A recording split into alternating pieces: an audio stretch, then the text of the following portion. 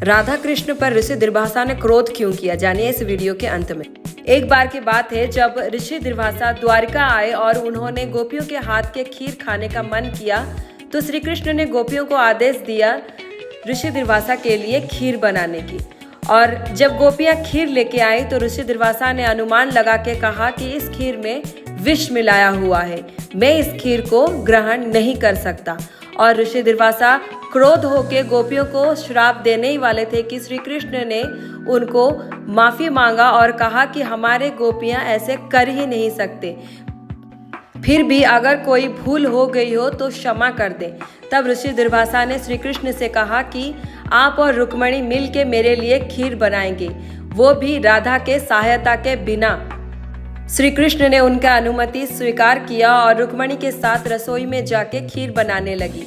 लेकिन उनको आभास था कि ऋषि दुर्वासा को राधा के हाथ का खीर अत्यंत प्रसन्न करता है, इसलिए उन्होंने राधा के सहायता से खीर बनाई। जब ऋषि दुर्वासा के सामने खीर को लेकर प्रकट हुए तब ऋषि दुर्वासा ने अनुमान से कह दिया कि श्री कृष्ण और रुक्मणी ने राधा के मदद से खीर बनाया है, इस खीर को मैं ग्रहण नहीं कर सकता। और उन्होंने उस झूठे खीर को श्री कृष्ण के ऊपर डालने की क्रोध में श्री कृष्ण को अपना वस्त्र उतारने को कहा।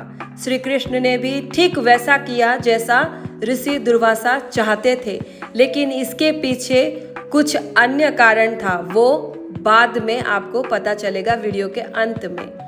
जब श्री कृष्ण ने अपना वस्त्र उतारा तब ऋषि दुर्वासा ने अपना झूठा खीर श्री कृष्ण के ऊपर डाला और उनको अच्छे से उस खीर से नहला दिया। तब सभी द्वारकावासी ऋषि दुर्वासा के ऊपर मन ही मन में क्रोध हो उठे थे। कैलाश में भी बैठे महादेव और पार्वती बहुत ही क्रोध मन से ऋषि दुर्वासा को देख रहे थे। अत्यंत राधा का क्रोध बढ़ गया और वो ऋषि दुर्वासा के साथ बहस करने लगे। लेकिन ऋषि दुर्वासा राधा को श्राप देने का सोच ही रहे थे कि श्री कृष्ण ने राधा को समझा दिया कि इसके पीछे कुछ ना कुछ तो कारण है।